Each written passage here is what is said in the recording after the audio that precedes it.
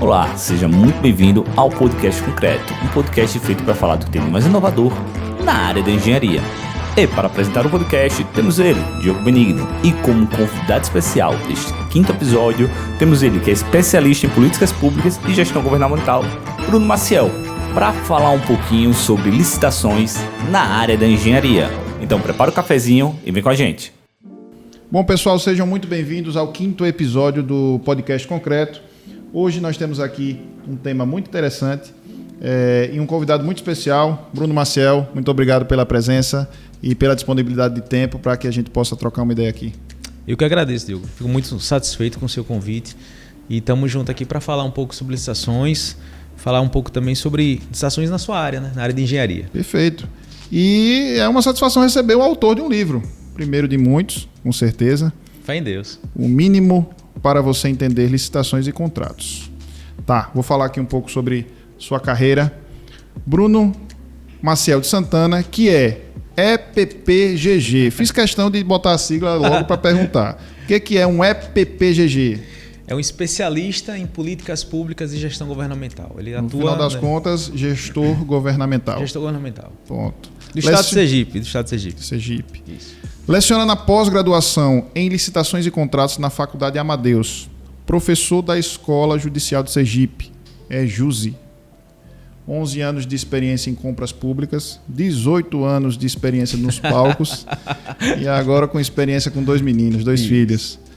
Mais de 1.000 pareceres jurídicos emitidos. E é autor desse livro, que a gente vai conversar um pouco, né? Que eu já tive a oportunidade de ter contato aqui, uma linguagem bem interessante, bem agradável, bem fluida de se assimilar, né? O mínimo para você entender licitações e contratos, certo? Além de ser palestrante e diretor executivo da Escola de Licitação.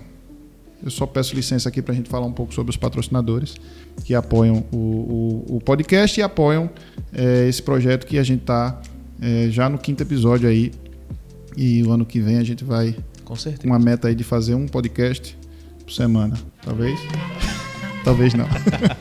Vamos lá. O patrocinador Novatec, né? E a Escola da Licitação, que patrocina esse episódio com a vinda do seu diretor executivo, né? O Aruana Workspace, que é esse espaço que aqui nos acolheu e que nos cede esse espaço para a gente poder fazer a gravação.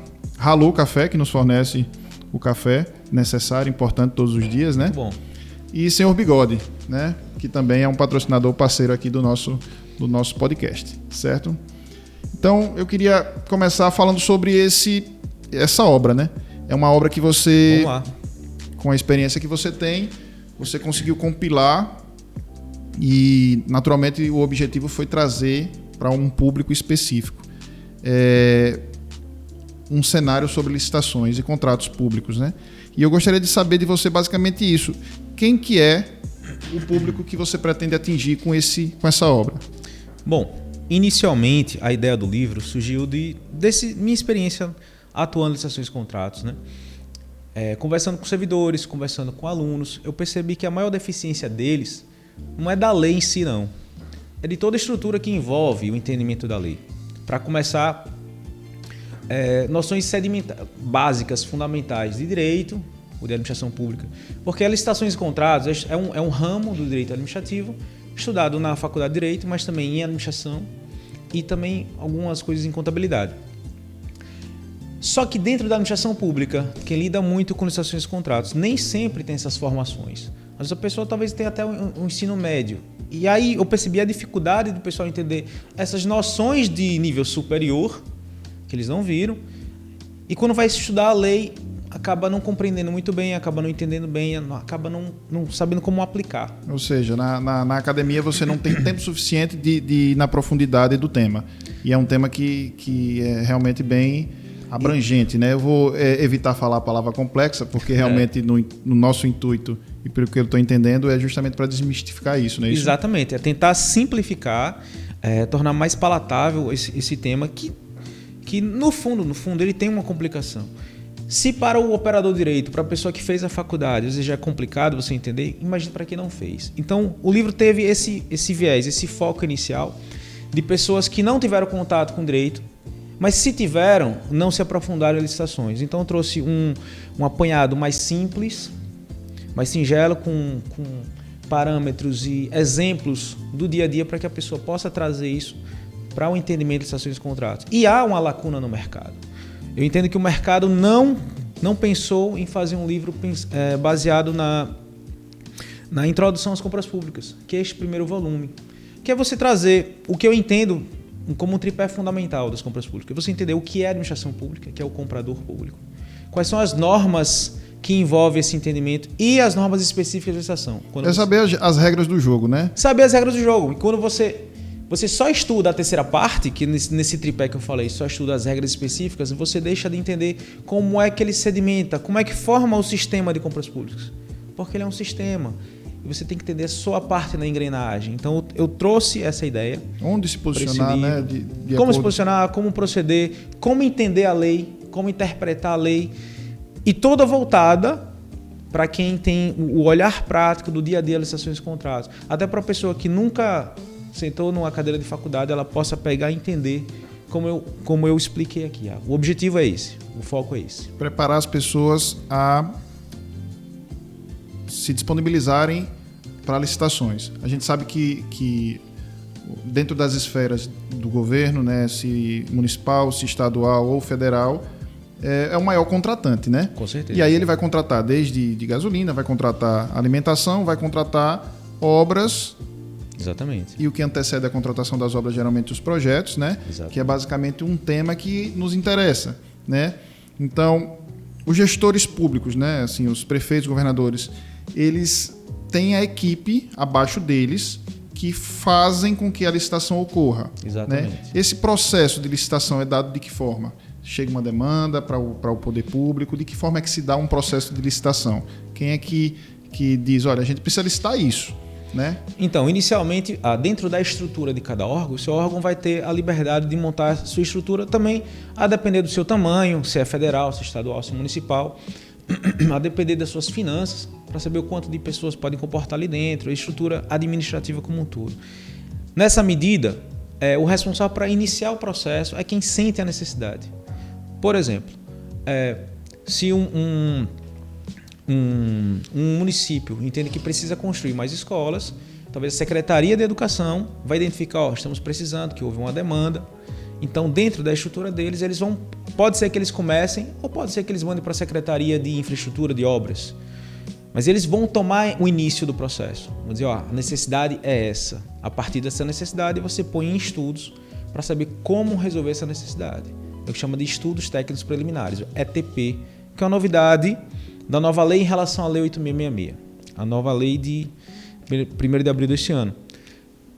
Se colocou em estudo, você encontra a solução. Encontrada a solução, aí você cria um termo de referência e aí você dá início à licitação em si, que é a disputa entre interessados no mercado. Resolvendo isso, você contrata a empresa que vai resolver a sua necessidade, seu problema, que no caso do exemplo é justamente construir as escolas. Perfeito. Essa lei que você sinalizou, que chegou agora no dia em abril de 2021. 1º de abril, infelizmente. Mas... Isso, dia da mentira. Chegou essa lei de licitação para suprir necessidades de que a 8666 já não estavam mais tão eficientes. Não é isso? Ela elimina a lei anterior. Como é que se organizou essa questão com a evolução das compras, com a evolução da necessidade de produtos? Como é que você faria uma linha do tempo da lei para que você chegasse até essa configuração atual da lei? Então, vamos contextualizar. Veja só, a Lei 8.666 é de 93. Embora já seja nos anos 90, ela tem uma roupagem, uma modelagem muito burocrática, um pouco defasada, já não deveria ser mais. Mas isso é um reflexo da própria saída do Brasil, do país, do sistema, do regime militar, teve a redemocratização. E a ideia naquele momento era de você combater a corrupção. Como você combate a corrupção segundo a ideia daquela época, daquele momento? Foi logo após o impeachment de Fernando Collor. A ideia não é falar de política, mas é para contextualizar a história. A ideia daquele momento era ter mais controles. Quando você tem mais controles, você deixa mais burocrático, mais moroso, mais centralizado. E essa lei veio nessa ideia. Só que com a dinâmica atual, ela começou a ser um quebra-molas, né? Não se comporta mais porque Aos poucos, a sistemática jurídica, a sistemática da administração pública foi modificando, a modelagem foi modificando, foi avançando para o que se chama de sistema gerencial, que é buscar resultados. Para você buscar mais resultados, mais eficiência, trazer realmente a sociedade que ela precisa, no exemplo da escola, construção de escolas, você precisa tirar um pouco desses controles, diminuir um pouco o controle prévio e buscar o controle a posteriori. É um controle de resultado, de funcionamento, de efetividade. Então a Lei 8.666 já não estava mais alcançando isso. Muito burocrática no sentido pejorativo da palavra. Nesse período dela até a atual, outras leis surgiram que não revogou a Lei 8.666. A Lei do Pregão, a Lei do Regime Diferenciado de Contratações, a Lei das Estatais, que é 2016, que são leis mais avançadas. E a Lei 14.133, que é a nova, ela meio que compilou o que tinha de bom nessas outras leis, o que tinha de bom que a doutrina vinha conversando, que a jurisprudência vinha conversando, e compilou tudo isso numa lei só. E num período de 2 anos, de 1º de abril de 2021 a 1º de abril de 2023, vai conviver a lei nova com a lei velha. Para quê? É um período de transição, né? Um período de transição para que as pessoas possam se ajustar, tanto o governo quanto as empresas. Possam se ajustar para entender como vai funcionar, para aprender na prática como vai funcionar. Você tem a possibilidade de fazer a licitação de uma modelagem antiga e uma modelagem nova. Agora, a partir de 1º de abril de 2023, só a lei nova. Então, esse é um momento de aprendizado, um momento de pôr em prática, um momento de fazer curso, um momento de estudar. E também esse é um dos motivos do livro, né? O livro é conforme já a nova lei. Eu trouxe essa modelagem. O material, além de ser um material inédito no mercado com relação a esse tipo de introdução, ele também já está atualizado a essa nova integração da lei de abril. Os primeiros capítulos eu falo sobre justamente como você estudar a licitação, como você entender o comprador, como você entender a norma. E o último capítulo já entra na nova lei, trazendo esse entendimento basilar para a nova lei, para você começar a entender o que mudou, qual é a sistemática, mais pautado nos fundamentos que eu trouxe no livro, nos outros capítulos anteriores. Comparativamente, a gente tinha uma lei ineficiente e mais morosa, a de 93. A gente passou para uma lei que se tornou mais dinâmica. Ela com vistas ao processo pós-licitação, né? Ela é mais rigorosa com relação a condições de desvios, de escândalos que a gente já viu com recorrência nos cenários de obras ou nos cenários diversos, com merenda e tudo isso que a gente já viu no Brasil. Essa nova lei ela traz uma proteção, uma blindagem maior com relação a esse tema? Veja, eu entendo que sim, de modo geral, porque um ponto fundamental num processo de contratação pública é o seu planejamento. Planejar bem para que você possa ter uma boa execução no futuro do contrato. Licitação é um instrumento, é um meio, ele não é o fim. O fim é o contrato, o fim é o resultado, o fim é a construção da escola, o fim é a aquisição de alimentos, o fim é você trazer energia elétrica. O fim é esse. Então, o meio é a licitação, é o processo. A Lei 8.666 foca muito no processo e não tanto no fim. Já a lei nova, ela busca você ter mais estrutura no meio para ter um resultado mais eficiente. Eu entendo que dessa maneira você consegue buscar caminhos para combater mais a corrupção, a trabalhar melhor a corrupção. Mas, Diogo, eu entendo que não é só a norma. A norma sozinha, ela não vai resolver o problema da corrupção. Sem dúvida. É preciso que as pessoas que trabalham com isso,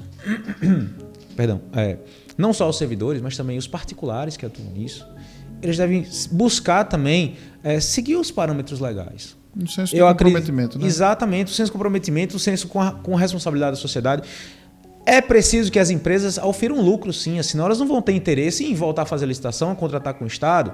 Só que ter resultado. Ao oferir esse lucro também, ele não pode desrespeitar o interesse público. A partir do momento que você contrata com o Estado, você está voltado a prestar um serviço público, o interesse da sociedade. Não é só pensar no seu lucro, mas você tem que pensar também em trazer resultados à sociedade. Dessa maneira, planejando melhor a contratação, você pode ter um resultado melhor. Há mecanismos também de controle que foi colocado na nova lei, mecanismos que, embora eu tenha dito que a Lei 8.666 é mais controladora, essa de cá tem um controle diferenciado. Ela espalhou o controle por vários setores. Não é um setor só de controle. Todo mundo que atua deve se controlar de alguma maneira. Um controle voltado a você alcançar resultados e não só ao meio. E para finalizar esse ponto, não basta, como eu falei, não basta a norma em si. É preciso que as pessoas compreendam. Teve um marco muito importante nesse país recentemente, que foi a Operação Lava Jato, que teve muito processo de licitação envolvido ali. E não era só os servidores. As próprias empresas privadas também participavam disso, infelizmente. Né? E em conluio elas acabaram planejando... Formando um cartel, né? Formando um cartel. Se basearam... Não é só culpa da Lei 866. Eu não posso fazer isso. Eu acho que seria leviano. É possível acontecer com a Lei Nova? É. Ninguém está livre 100% disso. A gente tem que estar sempre atento, fazer o que é melhor possível. E todo mundo que trabalhar no processo de contratação tem que ficar atento a isso. Essa, para mim, é a maneira que você tem de evitar. Remunerar bem os servidores que trabalham com esses processos, para que eles não fiquem nem tentados que seja. É isso, é um processo bem complicado, mas é possível, eu entendo que é possível. Dentro do que você falou, eu lembrei que eu assisti àquela série que tratava justamente da Lava Jato, né? Acho que é o Mecanismo, né? E lá, em determinada temporada, não consigo precisar qual, tinha uma reunião entre gestores e entre gestores públicos e presidentes de grandes estatais, e onde eles mostravam justamente brechas que já estavam premeditadas, no meu entendimento, né? Para você carregar o contrato e carregar o contrato com vistas a pegar aquele recurso e fazer direcionamentos distintos, né? E isso deixa o brasileiro ressabiado, né? Você fala, pois é, então nesse seu exemplo isso independe da lei. Exatamente, você licitou, nisso. Não adianta, você licitou, mas durante o processo pós-licitação, obra, medição, tudo isso são processos que ainda podem ser fragilizados, né? A gente entende que a licitação ela tende a trazer o melhor, a pessoa mais capacitada, melhor habilitada a prestar aquele serviço, né? Mas depois que aquilo se transforma num contrato, que foi como você sinalizou, né? Que é uma outra etapa da contratação pública, aí precisa ter uma continuidade de seriedade, né? Com certeza. Dentro dos servidores, de quem faz medição, de quem faz execução, porque senão... No seu ramo de engenharia é muito importante o momento da fiscalização, né? Exatamente. Fiscalização realmente é um gargalo, é um momento problemático, porque pode acontecer muita coisa e o fiscal tem que estar muito atento, tem que chamar atenção. Tem que ter um bom conhecimento técnico para que ele consiga fazer críticas, né, aos processos que estão sendo implementados. Imagine você construir ferrovias, né, que são concessões e que são obras que podem ser licitadas também. Você construir aeroportos, portos, você construir rodovias, né? Eu falei de ferrovias, rodovias também. Então são grandes obras e que você precisa realmente tomar um cuidado de medir o que está sendo executado de acordo com as boas técnicas, né? Com o intuito de que aquela durabilidade ocorra, né? Senão você tem uma obra entregue e que na sequência ela pode apresentar problemas de patologia e isso reverter para mais custos para os cofres públicos, né? Isso? Com certeza, com certeza. Tá, deixa eu te fazer uma pergunta. Dentro do que você se propõe com o livro e com a escola da licitação, você tem atingido públicos que buscam esse conhecimento. Como é que a gente conseguiria acessar essas informações?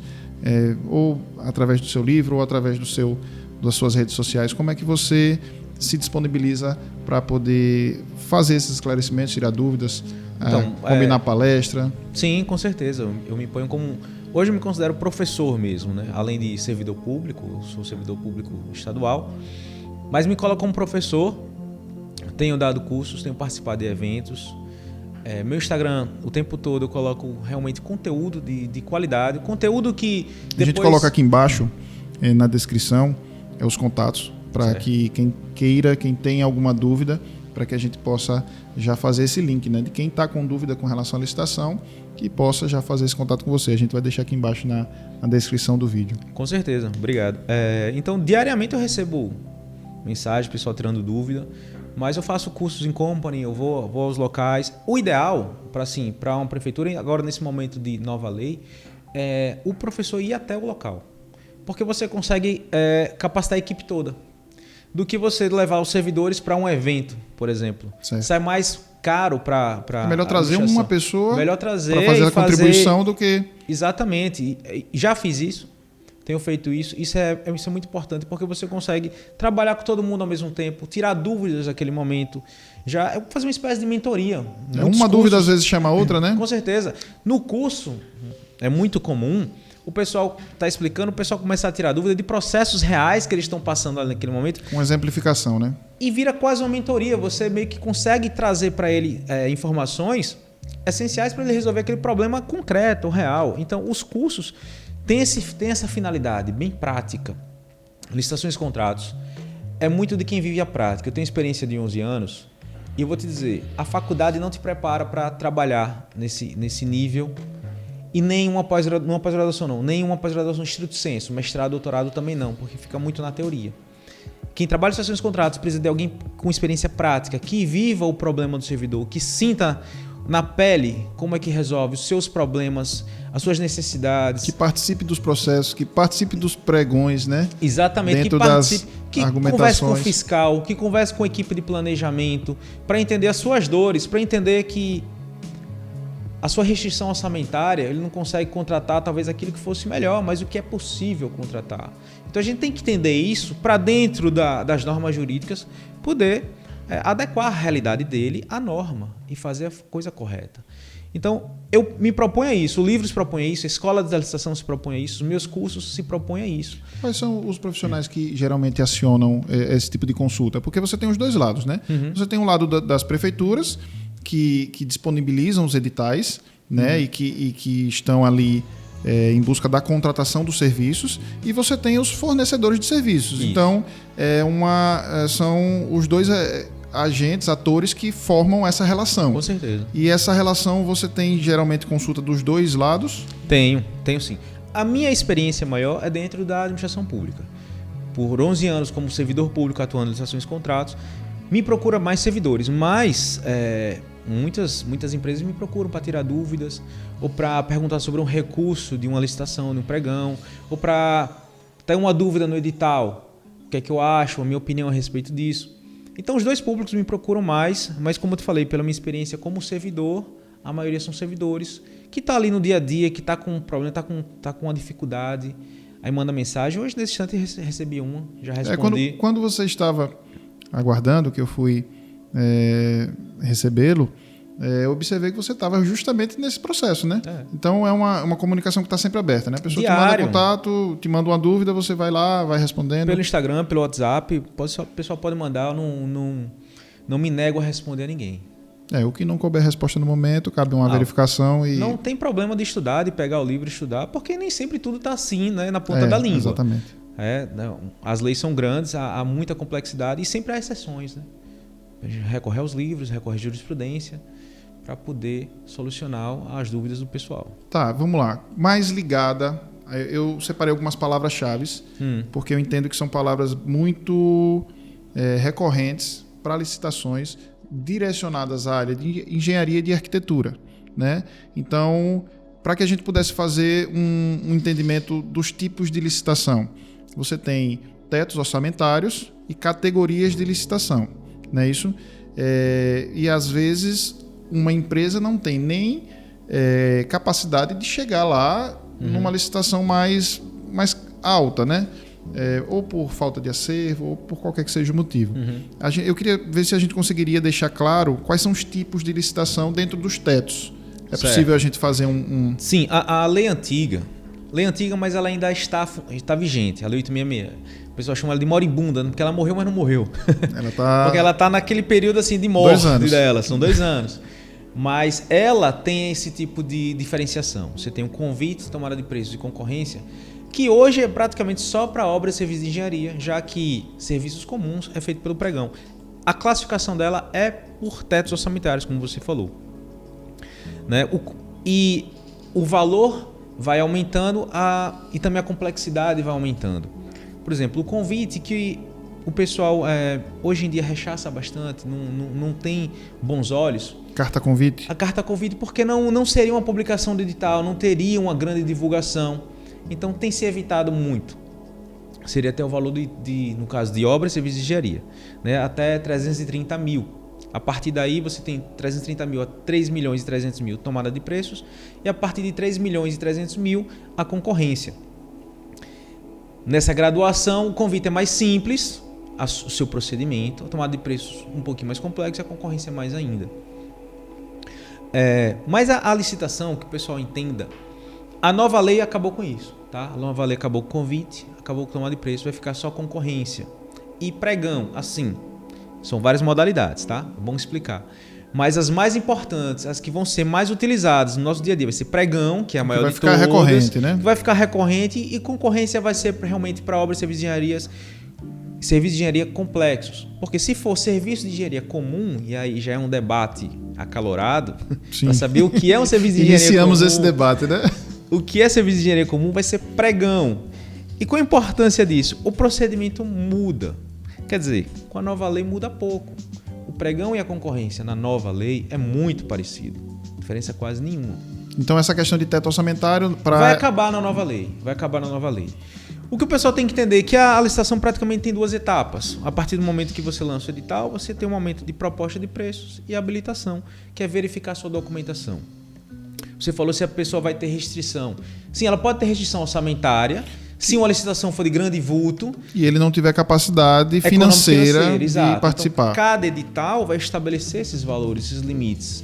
A lei estabelece parâmetros. Aí, nesse caso, uma empresa que não tem a capacidade financeira, ela vai estar desabilitada. Isso. Isso. Então, ela já não se classifica, né? Ela estaria sem uma habilitação adequada. Ainda que ela traga a melhor proposta. Porque Perfeito. Como são 2 etapas, você hoje, pela Lei 8666, você ainda começa vendo a verificação se ela tem capacidade, se ela está habilitada.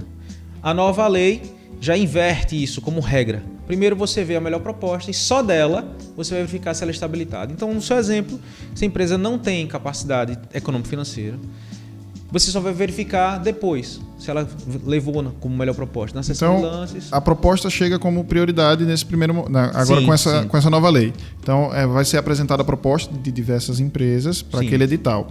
E a partir da verificação das propostas é que você vai fazer a verificação se existe uma capacidade financeira ou técnica também, né? Exatamente, não. A técnica é fundamental. A habilitação, ela se constitui em habilitação jurídica para saber se a empresa existe, o seu contrato social. Se ela está regular, em dias com suas obrigações. Você tem habilitação técnica para saber se ela já fez. Que é a famosa competência. Isso, e a sua capacidade técnica, né? Se você tem atestado de capacidade técnica. Que é um ponto muito, muito importante. Todo profissional de engenharia e arquitetura precisa criar um acervo. Esse acervo ele é primordial se você pretende participar de licitações. Tudo que você vai fazer no universo da contratação pública, você precisa comprovar competência. Então, gerar acervo, emitir ART, emitir RRT é extremamente importante. A gente vai fazer aqui no canal um vídeo falando sobre como criar acervos para engenheiros. Eu vou fazer os vídeos de engenheiros e o Jones vai fazer os vídeos para arquitetos. Depois a gente bota o taser aqui no meio. Exatamente, porque no caso de licitações para obras e serviços de engenharia, os atestados de capacidade técnica devem ser registrados junto ao CREA. Afinal de contas, não são todas as empresas que são especialistas em rodovias, por exemplo. Exatamente. Que tem equipamentos suficientes, né? Que tem. Exato. Então, esse aval do CREA para esse atestado é que dá à administração pública uma segurança, a legitimidade daquela empresa tem a capacidade técnica. Então a gente está vendo só a habilitação aí agora. E a qualificação econômica financeira faz parte da questão da habilitação. A habilitação ela é dividida em 2 momentos, é isso? Jurídica, documental. Ponto. Se você existe, regular, se você está inscrita no município, no estado. Se você pagou seus impostos. Exatamente, verificar sua regularidade fiscal, se você pagou seus tributos todos. A qualificação econômica financeira, saber se você tem robustez financeira para suportar aquela obra durante aquele período, né, até você receber a remuneração correspondente. E a qualificação técnica. São os 2 momentos mais importantes. Eu entendo que a qualificação técnica realmente é o mais importante para saber se, quando você assinar o contrato, você realmente vai ter capacidade de executar aquilo. E a capacidade técnica tem que ser compatível com o objeto, porque cada obra, cada serviço tem sua especificidade. Claro, e tem seus pontos mais relevantes. Então você vai exigir no atestado apenas aqueles pontos mais relevantes. Você não vai exigir Você deu um exemplo aí, sei lá, estrutura... Eu vou fazer uma ponte, né? Preciso ter uma empresa um que acervo. nunca fez ponte... Provavelmente tá tenha fora. dificuldades de... Tá fora. Exato. Tá fora. Você não pode aceitar esse atestado de uma empresa que nunca fez uma ponte. Entendo que não. Embora não seja engenheiro. Então tem esses momentos que é extremamente importante. Extremamente importante para que a gente possa ter um contrato de verdade, efetivo, que possa sair do papel e trazer à sociedade. A questão sempre é essa. Tem que pensar, isso aqui vai ser bom para a sociedade? É isso aqui o resultado que a gente quer? Esse é o motivo pelo qual existe a licitação, esse é o motivo pelo qual existem esses requisitos. Perfeito. Outra palavra que é bem recorrente. Execuibilidade. Acertei? Acertou. E inexecuibilidade. Exatamente. São palavras que também são temas de desclassificação, né? Quando você está numa concorrência onde você tem concorrentes ali de licitação, são as empresas A, B ou C ou D ou inúmeras empresas, uma sempre está fiscalizando a outra, né? Com certeza. Com isso intuito, é importante. Isso ajuda o órgão. Ajuda porque, Claro. como existe um olho ali mais aguçado, mais cirúrgico para esse tipo de... Crítico para esse tipo de documentação, às vezes são pontos que chamam a atenção. E com relação à inexecuibilidade, em alguns momentos a gente observa que empresas tentam desclassificar uma outra concorrente em função de uma análise da tabela orçamentária dela. Uhum. Mas isso não é exatamente uma verdade, não é isso? Então, a gente falou da habilitação, o segundo momento. Inexecuibilidade, a gente está falando da proposta, que é agora com a nova lei o primeiro momento. A proposta, qual é o objetivo da proposta? Saber conhecer o objeto que você está trazendo para a administração. Eu não vou analisar a empresa nesse momento, vou analisar o seu objeto que você está trazendo. O seu preço e as especificações do objeto. No caso de obra e serviço de engenharia, você vai pegar a tabela que o órgão forneceu, porque eles já fizeram o projeto, quando a gente está falando de licitação para executar, né? Já tem um projeto lá. Você simplesmente vai copiar aquilo ali, você não pode mudar. Aquilo ali é imutável. Então aquela tabela mesmo vai mudar só os preços. A planilha, né? A planilha. Você vai preencher exatamente a precificação. Nesse momento você pode verificar se o preço estiver acima, você está fora. Mas pode ser que o preço muito abaixo, você também pode ficar de fora. É o que a gente inclusive chama margens percentuais que determinam Exato. isso, né? Exato. A nova lei determina que se você tiver um desconto acima de 75%, há uma presunção, não absoluta, relativa de que o seu preço é inexequível, ou seja... Se você der um desconto de 25%, não é isso? Não, se você der um desconto de 75%. Nossa senhora. Desconto de 25% é comum, é normal. Perfeito, Está dentro de um parâmetro normal. Mas como é que você chega num desconto de 75% dentro de um universo... Pois é, mas se a lei chegou nesse ponto, porque tem histórico relativo a isso. Não foi aleatório. A lei atual 8666 traz uma conta complexa para você chegar no que é execuível ou não. Inexequível é uma ideia de que você é impraticável, que você não tem como fazer, sob pena de você trazer um prejuízo para a própria administração. Porque ou você vai para os dois lados, né? Ou para a administração privada ou para a administração pública. Ou você vai fazer muito ruim, péssimo, com serviços péssimos, ou você não vai conseguir fazer. Então a gente está se resguardando. Ah, você vai perder a melhor proposta? Sim, se ela não funcionar, se ela não prestar... Não serve. Às vezes o menor preço não é o melhor preço, né? Isso é uma máxima que é bem utilizada. E como eu falei que uma presunção relativa, você vai dar oportunidade para a empresa ali, ou abrir um prazo para ela demonstrar que o preço dela é possível, é factível, é execuível. E ela mostra isso através de estudos, de comprovação, documentos, de histórico. Ela pode ter estoque. Ela pode ter composições que comprovem isso, né? Composições de mão de obra, de rendimento, equipamentos que promovam a ela uma melhor eficiência, não é isso? Exatamente. Ou ela se preparou para outra obra, outra estrutura, não sei, isso é mais da sua área. Tem uma tecnologia que é diferente da empresa anterior. É possível ela provar, ela demonstrando por A mais B para o órgão que ela consegue fazer aquilo, ela vai ser habilitada. Classificada. Tecnicamente na proposta chama classificada. E a segunda fase chama habilitada ou inabilitada. Na proposta a gente chama de classificada. Entendido. Bom, deixa eu te fazer uma pergunta aqui, que eu acho que quem chegou até aqui com a gente no vídeo vai procurar. Onde é que eu consigo o livro? Ah, sim. Onde é que eu consigo comprar esse livro? O livro. Eu tenho o meu aqui, o meu tem dedicatória. Muito obrigado. Esse é o meu exemplar, né? Eu tenho que ter um livro em casa também, né? Ah, esse é o seu, é filho único já. Esse aqui já está em casa. Eu quero olhar para ele de vez em quando. O livro está sendo vendido pela editora Lumen Iuris, editora que tem mais de 30 anos na área do direito. no próprio site dela, você encontra lá no meu perfil no Instagram, você pode ter um link também que você pode acessar diretamente. Na Amazon também está vendendo ele, o formato físico, e na Amazon também está vendendo o Kindle também, que vai sair bem mais em conta. Eu tinha uma remessa de livros em casa, que eu mesmo... Uma tiragem que chega para você? Exatamente. Acabou. Graças a Deus acabou. Ótimo sinal. Acabou, o pessoal está gostando bastante, mas já estou pedindo novos livros, a editora, para quem quiser adquirir comigo, é só entrar em contato a partir de janeiro, que a gente manda, envia para qualquer lugar do Brasil, envia para Rio de Janeiro, Tocantins, envia para Minas Gerais, envia para vários lugares. E comigo o preço é mais em conta. Aí no continente lá, Brasil, né? Rapaz, é grande. Vendi bastante, graças a Deus. Ótimo. Deixa eu te fazer uma pergunta. Só ler esse finalzinho aqui do livro que me chamou a atenção. Você que atua em licitações e contratos, tem dificuldades com a linguagem jurídica e os termos técnicos utilizados? Fica inseguro e indeciso na hora de assumir condutas e tomar decisões? Quer acabar de uma vez com essa insegurança? Tá aqui a resposta, pessoal. Bom, eu tenho uma pergunta que é sobre verbas. A gente conversando com os amigos, eu tenho alguns amigos que trabalham, a gente não trabalha com licitações, estamos nos preparando para fazer agora com a chegada do BIM, né? A gente tem dentro do escritório essa metodologia sendo utilizada. Que a nova lei traz um decreto para 2021 o início da implantação do BIM em algumas etapas, né? Então, até 2024, eu acredito, se não me engano, a data limite seja 2024, que o BIM já esteja completamente implantado. Diogo, deixa eu te interromper um segundo. Me interrompa. O meu público é mais voltado ao direito, às licitações. E o seu é mais engenharia, é óbvio. A gente não tem tanto conhecimento acerca do que seria o BIM. Agora eu que vou te entrevistar. Muito bem.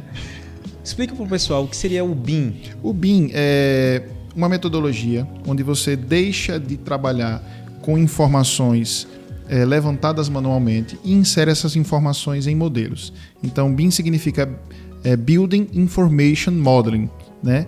Que é a informação, a modelagem da informação da construção. Então, antes, quando você tinha uma planta, você tinha a utilização de softwares que te davam a possibilidade de desenhar em 2 dimensões. Então você traçava uma linha, do lado dessa linha você traçava uma outra linha e você chamava aquilo de parede. Certo. Só que aquilo não é uma parede efetivamente. Daquelas 2 linhas que você desenhou, desenho da parede. É uma representação gráfica, exato, né, que você entende como uma parede. Com a chegada das informações e com o avanço da tecnologia, os softwares estão mais robustos e conseguem inserir mais informações. Então você consegue colocar uma informação no mesmo elemento de parede, onde antes você tinha uma linha com um afastamento de 15 centímetros, você tinha uma outra linha e chamava aquilo de parede.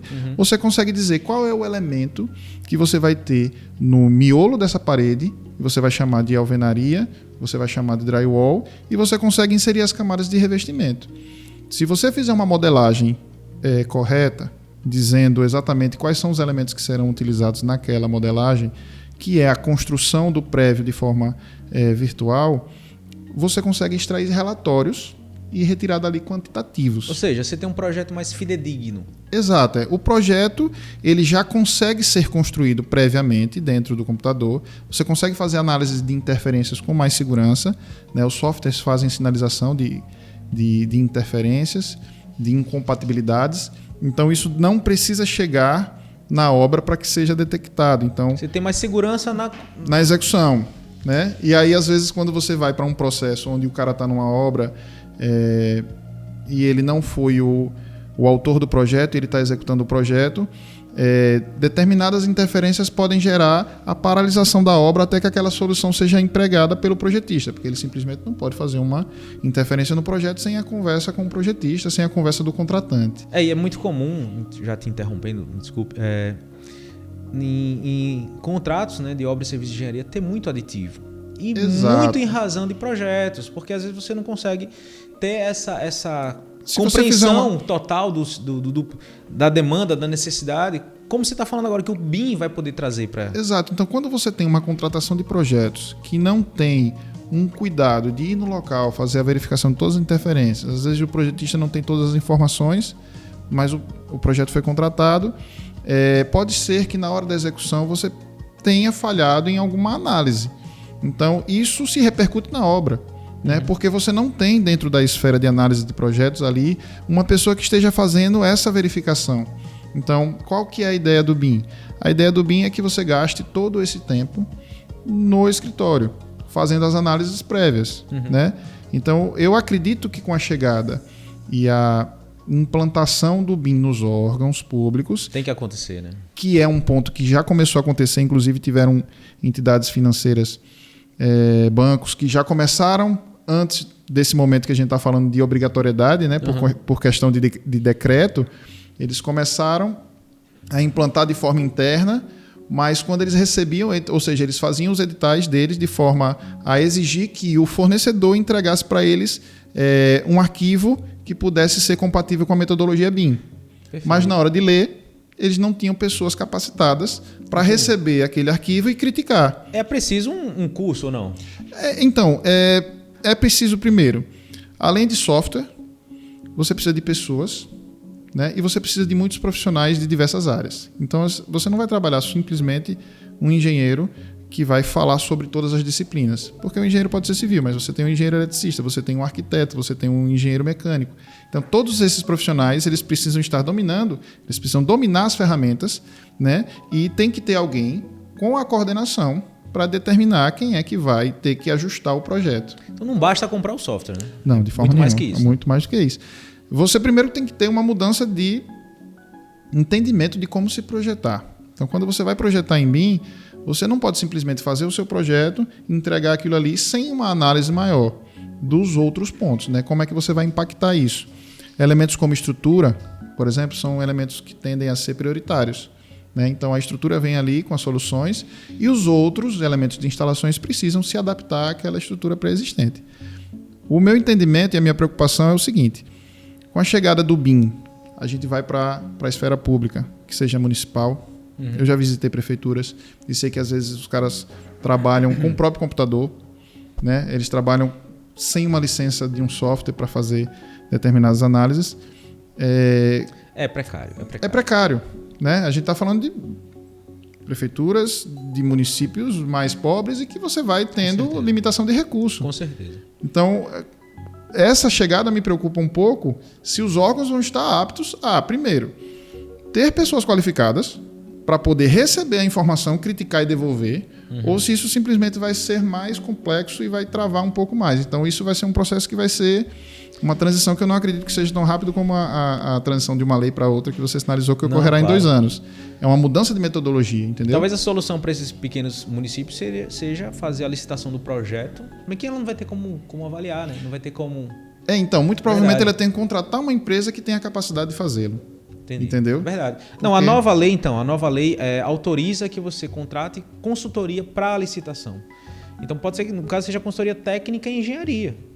Para você fazer primeiro a licitação para o projeto, e essa empresa de engenharia vai ter o BIM, vai conhecer o BIM, vai entender o BIM, ela não vai poder participar. Ela vai gerir o projeto, né? Ela vai fazer a gestão. É como se ela vai estar fazendo o papel do órgão. Da Secretaria de Obras, por exemplo, que não vai conseguir, de repente, tratar de um projeto, às vezes projetos mais simples, mas tem projetos que são mais complexos, né?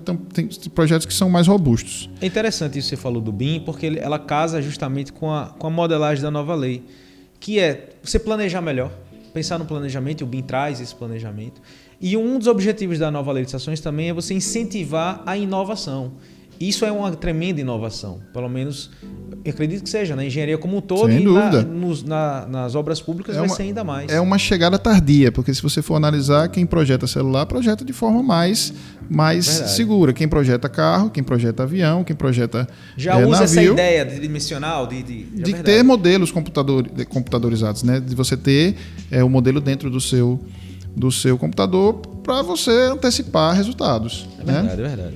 Bruno, Andrei está fazendo algumas sinalizações de que a gente está pertinho do nosso tempo. Eu queria ver se a gente conseguia dar continuidade. Eu observo que ficaram ainda algumas... Rapaz, falar licitação, a gente vai até meia-noite. E sinta-se convidado para um segundo momento, para a gente conversar um pouco mais. Eu vou, com a chegada desse presente aqui, vou ler e vou procurar formatar uma nova conversa com você. Com certeza. Então, fechado. Bom, senhores... Muito obrigado. Agradecer a Bruno pela disponibilidade, pelo conhecimento que você trouxe para a gente. por essa generosidade, certo? Muito obrigado mesmo. E deixar aqui registrado que o convite já está feito, viu? E eu topo. Eu que agradeço a oportunidade de estar aqui, de conversar sobre licitação. A gente pode falar até amanhã, que não vai acabar. Vai ter assunto, vai ter debate. Ótimo. E se for preciso fazer um novo, a gente faz, com certeza. Beleza. Eu vou fazer uma mesa redonda. Vamos buscar uma modalidade, Andrei. Trazer mais 2 pessoas aqui para dar mais trabalho para montar microfone, para a gente montar aqui um bate-papo legal. Pessoal, se vocês gostaram desse conteúdo, considerem-se deixar seu like. Considere também se inscrever no canal. Certo? Se ficou alguma dúvida, a gente vai deixar os contatos do Bruno aqui na descrição do vídeo, certo? E vocês podem deixar também aqui no comentário que a gente faz um link, também passa essas dúvidas para ele. Tá bom, pessoal? Muito obrigado por assistir ao 5º episódio do Podcast Concreto e até a próxima.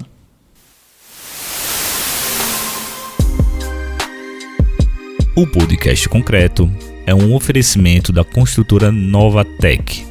E este episódio foi roteirizado por Diogo Benigno, produzido, gravado e editado por André Wallace, esse que vos fala. Esperamos que vocês tenham gostado do episódio. Se você escutou por um agregador de áudio, a gente também produz esse conteúdo em vídeo, então você pode conferir no YouTube. E você também pode ver mais trechos desse episódio no Instagram da Novatec. Se você tiver alguma dúvida, entre em contato com a gente. Fique em paz, seja feliz e vamos às obras.